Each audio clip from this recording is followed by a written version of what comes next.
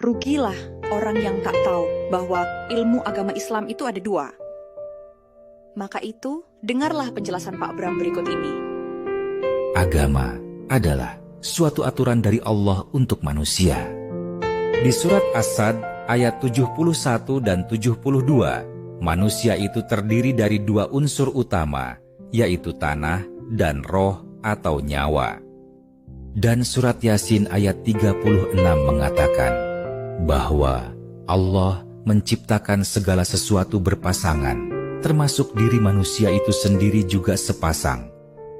Jadi, tubuh manusia itu sebenarnya dua atau sepasang, yaitu tubuh zahir dan tubuh batin, atau sering disebut jiwa dan raga.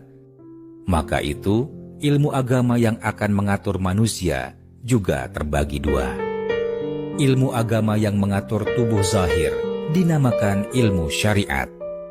Sedangkan ilmu agama yang mengatur tubuh batin dinamakan ilmu hakikat. Sebagai contoh, menurut ilmu syariat, kita sholat menghadap kiblat atau Ka'bah, dan menurut ilmu hakikat, kita sholat mesti menghadap Allah. Orang yang tak ada ilmu hakikat, sholatnya hanya tahu menghadap Ka'bah saja. Mereka tak tahu cara menghadap Allah. Nah, bagaimana dengan Anda? Sudahkah Anda tahu cara menghadap Allah ketika sholat? Satu contoh lagi. Sebelum kita sholat, ilmu syariat menyuruh kita berwuduk, yaitu menyuci jasad seperti tangan, muka, dan kaki. Sedangkan ilmu hakikat menyuruh kita menyuci nyawa. Maka itu, orang yang tak ada ilmu hakikat, ia sholat membawa jasad yang bersih, tapi nyawa yang kotor.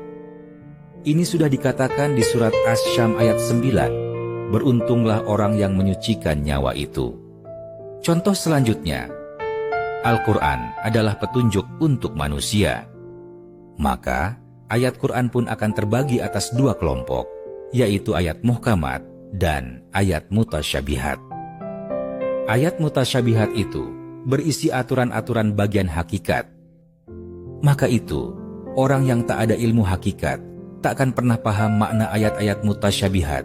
Mereka cuma bisa mengatakan wallahu a'lam atau hanya Allah yang tahu, bermakna mereka takkan pernah tahu. Ingatlah, sedangkan ilmu kedokteran untuk manusia pun terbagi atas dua kelompok, yaitu dokter tubuh zahir seperti dokter kulit, dokter gigi, dan satu lagi adalah dokter tubuh batin yang bertugas di rumah sakit jiwa.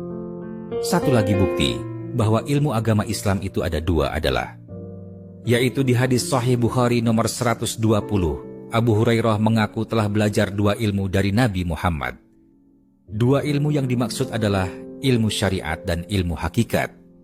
Maka itu, belajarlah dua ilmu agama, yaitu ilmu syariat dan ilmu hakikat. Tanpa ilmu hakikat, seluruh ibadah kita akan terasa hampa dan terasa hanya seperti ritual belaka. Salat orang yang tak ada ilmu hakikat takkan mencegah mereka dari perbuatan keji dan mungkar. Kalau Anda merasa salat Anda tidak berdampak pada kebahagiaan hidup Anda, keselamatan Anda, rezeki Anda, ini bermakna Anda belum mempunyai ilmu hakikat. Tapi ingatlah, ilmu hakikat yang diajarkan Nabi dulu bertujuan untuk menyempurnakan salat, bukan justru untuk meninggalkan salat.